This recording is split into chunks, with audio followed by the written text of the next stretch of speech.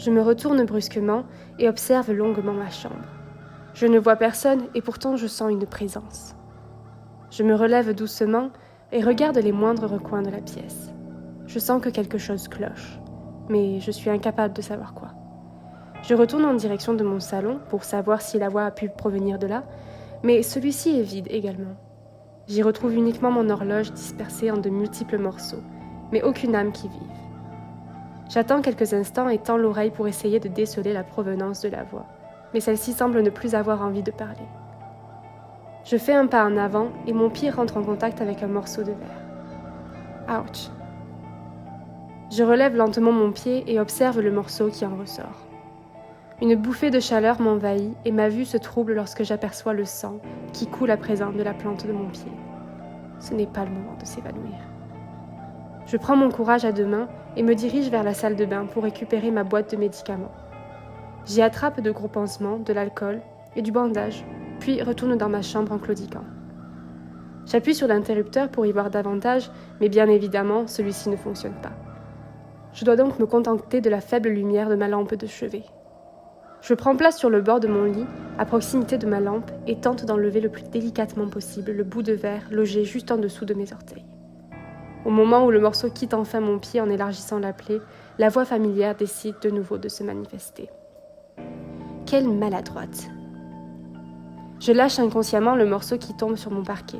Je scrute derrière moi le moindre signe de vie, et c'est alors que je la vois. Au début, je pense apercevoir mon reflet, mais non, c'est la silhouette d'une autre qui prend place dans mon miroir. Son apparence physique me ressemble trait pour trait, il n'y a aucun doute, mais son attitude est bien différente de la mienne. Son regard couleur sang est plein de malice et de haine.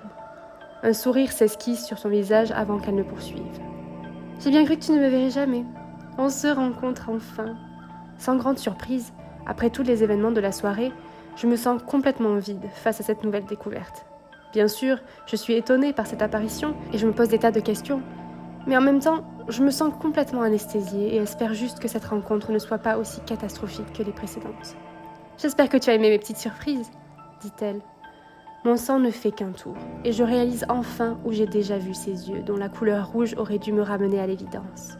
Ce sont les mêmes yeux que j'ai aperçus quelques heures auparavant sur les cartes de tarot ou encore sur la porte de ma propre résidence. C'étaient donc les siens. Je commence à mettre bout à bout les pièces du puzzle.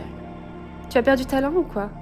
Tu sais, ce n'est pas très poli de ne pas répondre à ton invité. » Invité. Ce mot sonne comme une pique que l'on m'aurait plantée en plein flanc.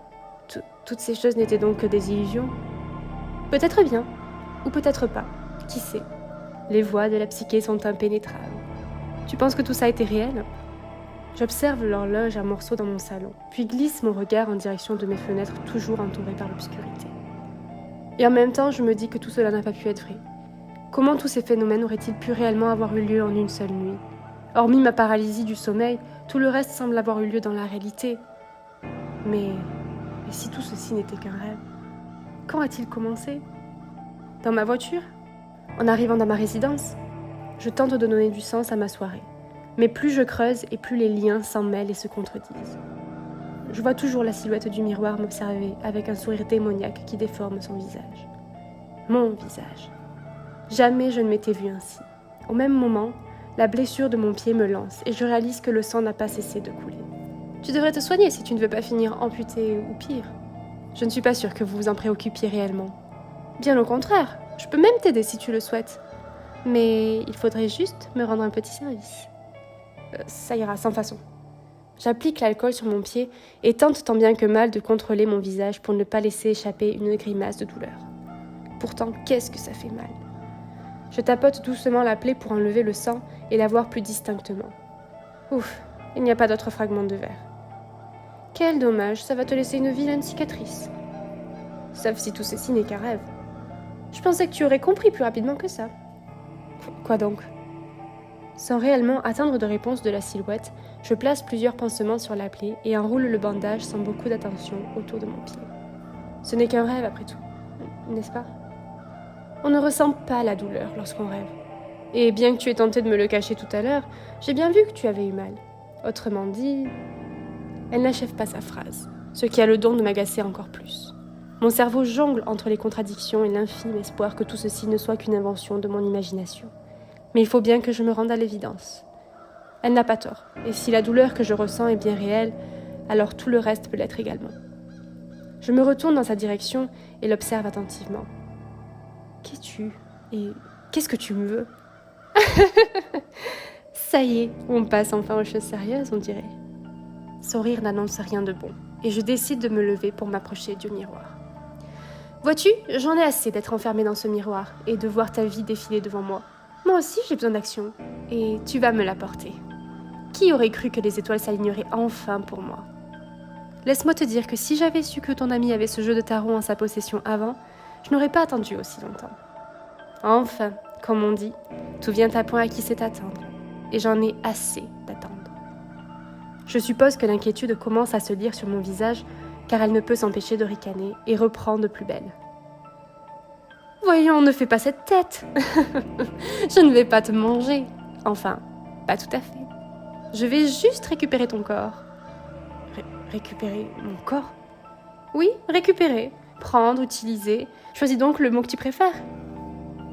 Alors que je me sens de plus en plus mal à l'aise à l'idée de poursuivre cette conversation, j'observe ma chambre pour essayer de trouver une échappatoire, pour fuir cette chose. Mais elle semble s'en apercevoir. Tu espères pouvoir t'échapper ? Mais ma pauvre fille, je ne crois pas que tu aies saisi la situation. Tant que je suis enfermée dans ce miroir, tu resteras éternellement enfermée ici, avec moi. Malheureusement pour toi, ton sort a été scellé dès lors que tu as posé les yeux sur cette carte de tarot qui m'appartenait autrefois.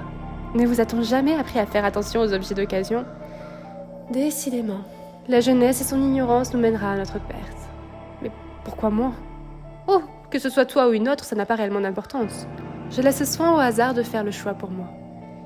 Il y avait peu de chances pour que la personne détentrice de ce miroir retrouve un jour mon jeu de tarot, et pourtant, regarde-toi.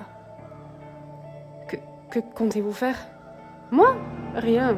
Toi, par contre, tu n'as qu'une chose à faire. Pour devenir votre pantin.